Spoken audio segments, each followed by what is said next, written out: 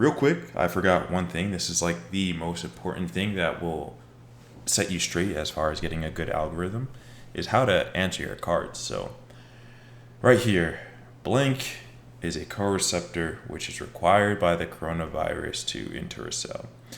That answer is the transmembrane serine protease. Oh, there we go. So I got the card right. So what I would do is I would hit good.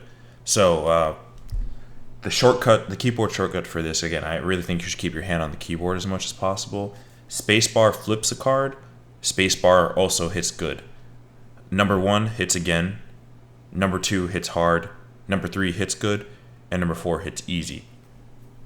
Now, this is the part where you got to be honest with yourself. If you're not honest with yourself and you're using these buttons incorrectly, Anki is not going to work. So none of the flip it like, oh yeah, I knew that.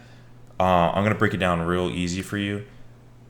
The real basic level 101 stuff is ignore the hard button, ignore the easy button, and just use good if you get it right.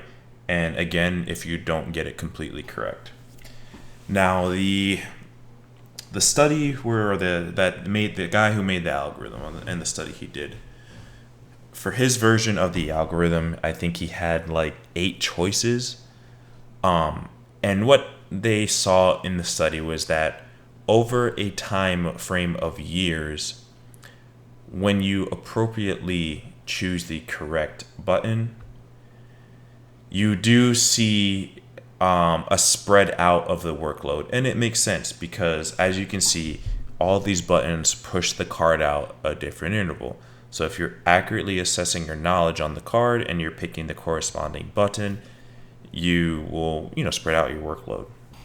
Now, this is over a time frame of years. And again, I believe in the study, he had a choice. The choice was of 10 buttons. We only have a choice of 4. And I feel that the time you spend trying to say, should I hit again or hard?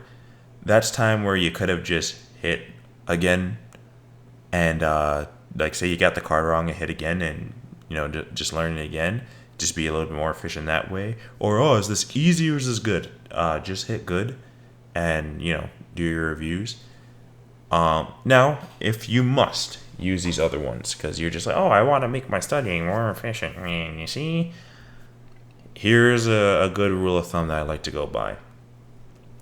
I hit easy when I know the topic like the back of my hand. I hit good when I get the thing right, but I don't know it like the back of my hand. I hit hard when I get the question right, but on a technicality. So an example I'll pull up is there's a card in the On King deck where it plays a heart sound. Hopefully your media syncs up from what Richard sent you. And it'll play a heart sound, and you have to, say what kind of heart sound it is. So let's say the heart sound goes off and it's a murmur, and you say, that's a murmur. You flip the card, and you see like, yeah, I was right. It was a murmur, but you didn't say what kind of murmur like it was. You got the card right. Like, yes, it was a murmur, but did you really get the card right? So that's a situation I would hit hard. And then I would hit again when you totally get it wrong. Now, I think the first button that can become obsolete in your workflow is the hard button. Just everything that you would have hit hard, just hit again. And then you can keep good and easy. I wouldn't slap easy all the time for everything you get right. Because what if it's not that easy and obviously this is only 2 days, but the interval could get quite long from the settings we had before. The max interval is 5 years. So, you don't want to send something months out and then turns out you actually didn't know it that well when it should have only been a couple weeks out. And that's about all.